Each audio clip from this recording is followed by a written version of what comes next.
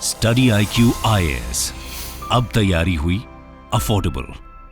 नमस्कार दोस्तों भारत में इस समय अगर आप सोशल मीडिया पर देखोगे, बहुत से लोग अपनी ओपिनियन दे रहे हैं ईरान को लेकर, और कई लोगों का यह भी कहना है कि भारत को अपना जो रिश्ता है, जो टाइज है ईरान के साथ, उसको कंप्लीटली खत्म कर देना चाहिए। इसका कारण मैं आपको बताता हूं। बेसिकली क्या हुआ है, ईरान के जो सबसे सुप्रीम लीडर हैं, मतलब आप समझिए कि वहां के लोग उनको भगवान की तरह मानते हैं, अयतुल्ला खमैनी, उनका जो बयान आया है कि भारत में जो इंडियन मुस्लिम्स हैं वो सेफ नहीं हैं, और इसी की वजह से भारत सरकार ने भी रिप्लाई दिया। तो ये तो मैं आपको बताऊंगा, लेकिन साथ ही साथ इस वीडियो के अंदर हम थोड़ा सा एनालिसिस करेंगे कि क्या भारत को ईरान के साथ टाइज कट कर देना चाहिए, इसके पीछे का बैकग्राउंड, वो सब कुछ मैं आपको बताऊंगा। चलिए आगे बढ़ते हैं, लेकिन उससे पहले मैं आप सबको बता दूं कि आप में से जो भी लोग 2025 की यूपीएससी की तैयारी कर रहे हैं, हमारा जो लेटेस्ट प्रतिज्ञा प्लस बैच है 19 सितंबर से स्टार्ट हो रहा है। You can use this code Ankit live to get maximum discount. और सबसे खास बात इसकी यह है कि अगर आप सिर्फ प्रीलिम्स भी क्रैक कर लेते हैं, पूरा का पूरा जो फीस है वो आपको रिफंड कर दिया जाता है। और इसके अलावा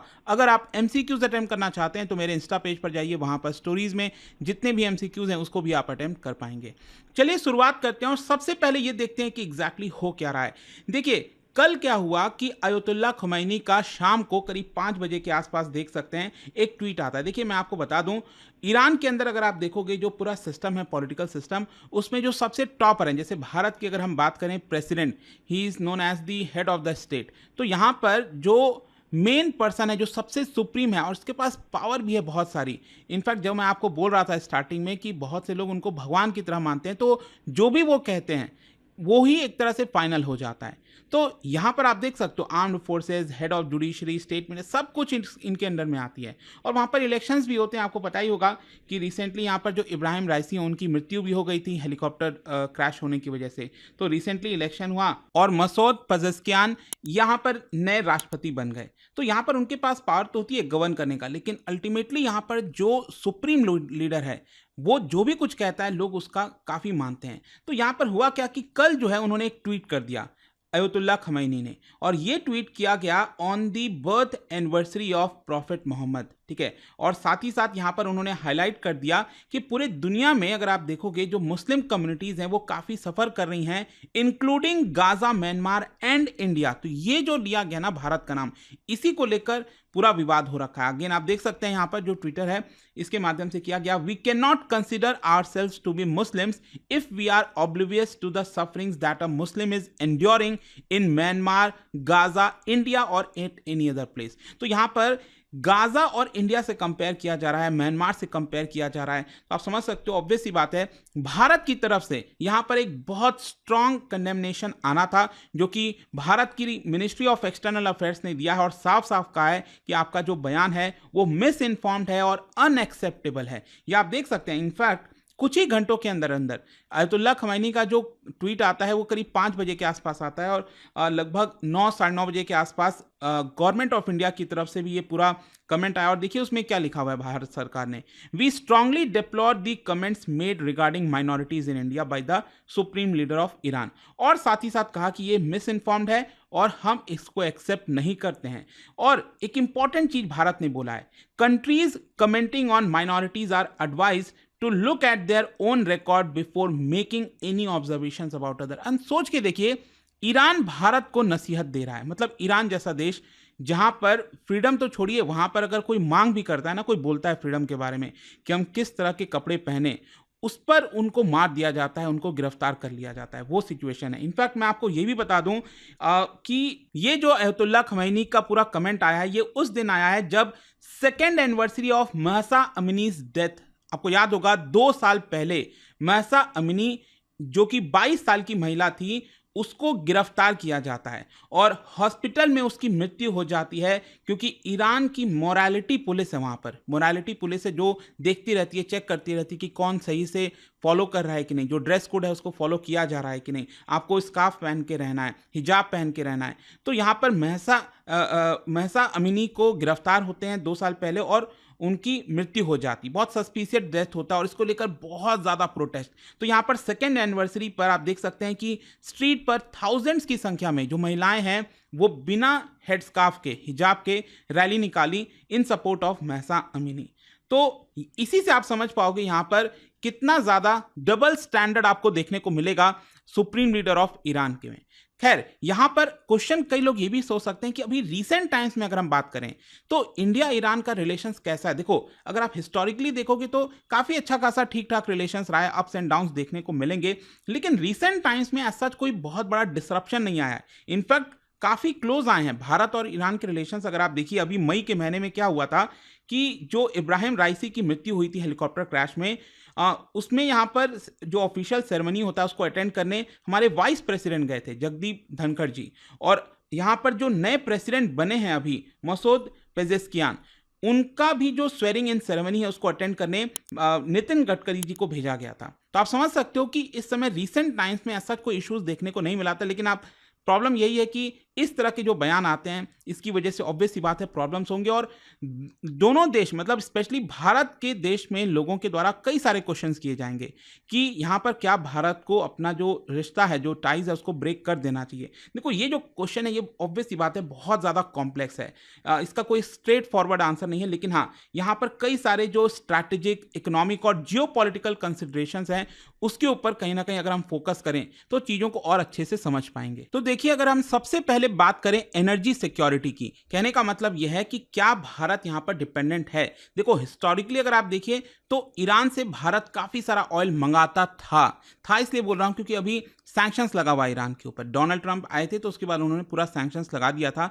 तो यहां पर क्या है कि अगर आप 2018-19 में देखें, डोनाल्ड ट्रंप के प्रेसिडेंट बनने से जस्ट पहले, तो यहां पर भारत जिन भी देशों से ऑयल मंगाता था उसमें थर्ड लार्जेस्ट ऑयल की जो सप्लाई है वो ईरान से की जाती थी। तो काफ़ी मेजर, एक तरह से आप कह सकते हैं, सपोर्ट भी मिलता था। ईरान जो है वो काफ़ी करीब भी है भारत के, तो जो यहाँ पर पहुँचता है शिपिंग के चार्जेस वगैरह भी काफ़ी कम हो जाते हैं और यहाँ पर सस्ते में भी ऑयल मिल जाता था थोड़ा, बाकी कंपैरेटिवली अगर आप देखो। लेकिन क्या हुआ है कि सैंक्शंस वगैरह लगने की वजह से यहाँ पर ऑयल ट्रेड पर इम्पैक्ट हुआ है। ऑल्दो मैं आपको बता दूं, अभी रिसेंट टाइम्स में भारत कोशिश कर रहा था कि हम ईरान से भी ऑयल लें, सस्ता भी मिल जाएगा, क्योंकि भले ही सैंक्शंस लगा हुआ हो। अब प्रॉब्लम अगर आप देखोगे तो वेनेजुएला, तो यहाँ पर वेनेजुएला के ऊपर भी सैंक्शंस लगा था, भारत ने एग्जेम्पशन ले लिया। इसके अलावा रशिया के ऊपर भी लगा हुआ है, लेकिन भारत ट्रेड कर ही रहा है। तो भारत कोशिश कर रहा था कि क्यों ना ईरान से भी ऑयल लिया जाए, इससे हमें फायदा होगा। लेकिन अभी कुछ जो टेंशंस वगैरह देखने को मिली है मिडिल ईस्ट में, इसकी वजह से अभी ये सक्सेसफुल नहीं हो पाया। दूसरा, अगर हम बात करें, एक और बहुत इंपॉर्टेंट है और वो है चाबहार पोर्ट। हम सबको पता है कि अगर भारत को इस तरफ जाना है, वेस्ट एशिया की तरफ जाना है, तो या तो समुद्र का रास्ता है या फिर अगर हम लैंड की बात करें तो ऑब्वियस सी बात है कि पाकिस्तान वाला साइड से तो जा ही नहीं सकते, it is impossible right now. तो ऑब्वियस सी बात है हमें यहाँ पर ईरान के थ्रू एक एक्सेस मिल जाता है। अगर हमें अफगानिस्तान पहुंचना है, कोई भी चीज़ें, अगर हमें ऊपर की तरफ जाना है और फर्दर सेंट्रल एशियन कंट्रीज़ की तरफ, तुर्कमेनिस्तान और बाकी, तो एक बहुत ही अच्छा रास्ता मिल सकता है। इनफैक्ट बात ये भी हुई है, अभी रिसेंटली आपने देखा होगा, ट्रेड रशिया से अगर आप सामान मंगा रहे हैं तो सी रूट काफ़ी लंबा पड़ता है, तो क्यों ना ये जो इंटरनेशनल नॉर्थ साउथ कॉरिडोर है उसका फ़ायदा उठाया जाए। तो इसी की वजह से अब चाबहार पोर्ट में भारत एक टर्मिनल को मैनेज कर रहा है, एक अच्छा खासा कॉन्ट्रैक्ट मिला हुआ और भारत ने बहुत सारा पैसा इसके अंदर लगाया है। तो अगेन यहाँ पर ये काफ़ी मायने रखता है। तो ये हमें थोड़ा सा देखना होगा जब हम बात करते हैं कि क्या भारत ईरान के साथ रिश्ता तोड़ सकता है। खैर, यहाँ पर दूसरा है रीजनल स्टेबिलिटी। देखो, ईरान वेस्ट एशिया में एक बहुत ही इंपॉर्टेंट प्लेयर है और भारत के सिक्योरिटी और इकोनॉमिक इंटरेस्ट पर काफ़ी इम्पैक्ट करता है। और क्या है ना कि यहाँ पर अगर आप देखोगे तो पाकिस्तान, चाइना, ये लगातार लगे रहते हैं ईरान के साथ अपने रिलेशंस बेटर करने को। तो ऑब्वियस सी बात है उसको काउंटर करने के लिए भारत तो चाहिए ही, कि भारत चाहेगा ना कि उस चीज़ को काउंटर करें और रिलेशंस हमारे बेटर हों, अदरवाइज यहाँ पर अकेला पड़ सकता है। तो ये एक इंपॉर्टेंट चीज़ है। फिर दूसरा, यहाँ पर अगर आप देखोगे तो स्ट्रैटेजिक ऑटोनॉमी की अगर हम बात करें, जैसे कि अगर आप भारत का आज़ादी के बाद से ही जो हमने नॉन अलाइंड अप्रोच अपनाए हैं, मतलब हमारा रिलेशन सबके साथ है। अभी रिसेंटली आपने देखा कैसे भारत के प्रधानमंत्री पहले रशिया पुतिन जी से मिलने गए, उसके बाद जेलेंस्की, और उसके बाद कोशिश हो रही है कि यहाँ पर दोनों के बीच में एक बैलेंस बनाया जाए। तो एक नॉन अलाइंड का अप्रोच भारत ने हमेशा अपनाया है। तो अगर हम एक बार के लिए सडनली पूरा जो रिश्ता है, जो टाइज है, वो कट कर देते हैं ईरान के साथ, तो कहीं ना कहीं भारत की जो फ्लेक्सिबिलिटी है फॉरेन पॉलिसी में, वो थोड़ी सी कम हो जाती है। तो इसके ऊपर भी ध्यान देना। फिर यहाँ पर देखिए, चाइना एक बहुत ही इंपॉर्टेंट, क्योंकि यहाँ पर चाइना का बेल्ट एंड रोड इनिशिएटिव अगर आप देखोगे तो ईरान एक इंपॉर्टेंट पार्ट है उसका। तो अगर मान लीजिए भारत ईरान के साथ पूरा टाइज कट कर देगा तो उसको काउंटर कौन करेगा? यहाँ पर चाइना तो पूरी तरह से डोमिनेट करने लग जाएगा वहाँ पर, राइट। तो इसी की वजह से काउंटर करने के लिए भारत को अपना रिलेशंस बनाना पड़ता है, ना चाह के भी, या फिर जो भी कह लीजिए। नेक्स्ट यहाँ पर एक और इंपॉर्टेंट चीज़ है, वो है डोमेस्टिक कंसिडरेशन। अगर आप भारत में भी देखिए तो मुस्लिम पॉपुलेशन अच्छी खासी है, तो कहीं ना कहीं, और भारत के कई मुसलमान, स्पेशली शिया मुस्लिम्स अगर आप देखोगे तो उनका अच्छा खासा टाइज है, कल्चरल रिलीजियस टाइज है ईरान के साथ। तो कहीं ना कहीं उसमें एक थोड़ी सी प्रॉब्लम आ सकती है कि उसको भी हमें ध्यान देना है। नेक्स्ट यहाँ पर जो सबसे इंपॉर्टेंट बोला जाता है किसी भी जियो पॉलिटिक्स में, इंटरनेशनल रिलेशंस में, कि इकोनॉमिक ट्रेड कैसा है दोनों देश के बीच का। तो यहाँ पर ऑब्वियस सी बात है, देखो ऑयल वगैरह चीज़ें ठीक है, लेकिन यहाँ पर नॉन ऑयल ट्रेड की अगर हम बात करें तो दोनों ही देश एक दूसरे के ऊपर डिपेंडेंट हैं, और अगर टाइस कट होते हैं तो ये इम्पैक्ट कर सकता है बिजनेस को, ट्रेड को, कई सारे प्रोजेक्ट्स को। जैसे भारत अगर आप देखोगे काफ़ी सारा एक्सपोर्ट करता है, राइस, टी, मशीनरी, फार्मास्यूटिकल्स, ये सब चीज़ें हम ईरान को भेजते हैं, ईरान खरीदता है हमसे। और वहीं उसके रिटर्न में अगर आप देखोगे तो केमिकल, फर्टिलाइजर, फ्रूट्स, ये सब हम ईरान से खरीदते हैं, इंपोर्ट कराते हैं। इनफैक्ट दोनों देश के रिलेशंस इतने इंपॉर्टेंट है, इनफैक्ट मैं आपको बता दूं कि यहाँ पर जो सैंक्शंस लगा हुआ है, क्योंकि डॉलर में ट्रेड करना मुश्किल हो जाता है ईरान के साथ, तो इसकी वजह से रूपी रियाल जो ट्रेड है, रियाल वहाँ की करेंसी है, उसका इस्तेमाल किया जाए। तो एक ऑल्टरनेटिव पेमेंट मैकेनिज्म भी दोनों देश के बीच में बनाया गया ताकि यहाँ पर इसका इस्तेमाल किया जाए। तो ये कॉपरेशन क्या दिखाता है कि दोनों देश चाहते हैं कि और ज़्यादा इकोनॉमिक ट्रेड हो और बेटर हो दोनों देश के जो रिलेशंस हैं। तो ये तो अभी तक चीज़ें चलती आई हैं। कंक्लूजन क्या निकलता है? देखो, कंक्लूजन यहाँ पर यह है कि there are challenges, multiple challenges, international pressure है, ईरान के जैसे इन्होंने बयान दे दिया, तो बहुत सारे चैलेंजेस हैं। लेकिन लॉन्ग टर्म अगर आप स्ट्रैटेजी देखोगे भारत की, तो ईरान के साथ पूरी तरह से जो टाइज है वो कट नहीं कर सकते। जो मोर प्रैग्मेटिक अप्रोच है भारत का, वो यही होना चाहिए कि यहाँ पर हम केयरफुली बैलेंस करें रिलेशंस को। ऑल्दो ये मुश्किल है, अभी जिस तरह से जो मैं आपको बोला कि जो बयान आया ये हमें शायद पसंद नहीं आएगा, तो ऑब्वियस सी बात है भारत भी तो काउंटर किया। हमने तो क्या है, बस 4-5 लाइन में उनको काउंटर कर दिया कि आप पहले अपने आप को देखो। तो ये सब चीज़ें इंटरनेशनल रिलेशंस में चलती हैं, और कहीं ना कहीं जो इकोनॉमिक इंटरेस्ट है और बाकी की चीज़ें जैसे चाइना, पाकिस्तान, उनको काउंटर करना, तो ये ज़्यादा मायने रखते हैं, वो काफ़ी इंपॉर्टेंट हो जाता है। तो इसी की वजह से आई होप आपको समझ में आया होगा इस वीडियो के अंदर एक पर्सपेक्टिव। एंड आपका क्या सोचना है इसको लेकर मुझे कमेंट्स में जरूर बताइएगा। और जाने से पहले एक इंटरेस्टिंग क्वेश्चन, क्या बता सकते हो, यहाँ पर 2 स्टेटमेंट दिया गया है यहाँ पर, Iran invasion, India, Greek sources, तो इसको ध्यान से पढ़िए और बताइए कौन सा करेक्ट होगा। इसका राइट आंसर आप सबको पता है, मेरे इंस्टाग्राम पर तो मिलेगा ही, वहाँ पर अगर आप नहीं हो कोई बात नहीं, टेलीग्राम से ले सकते हैं इसका सही उत्तर। मैं कई सारे जो MCQs हैं वो यहाँ पर स्टोरीज में डालता रहता हूँ। अगर आपको PDF ये तो टेलीग्राम पर आइए, अलग अलग सोशल मीडिया पर आप जुड़ पाओगे। और जैसा मैंने आपको बताया, अगर आप UPSC की तैयारी कर रहे हैं, कोई भी बैच चाहते हैं, can simply use this code Ankit live to get maximum discount. And I hope कि वीडियो आपको पसंद आया होगा। मिलता हूँ आपसे next time, till then thank you very much, see you soon. Study IQ IAS, अब तैयारी हुई अफोर्डेबल।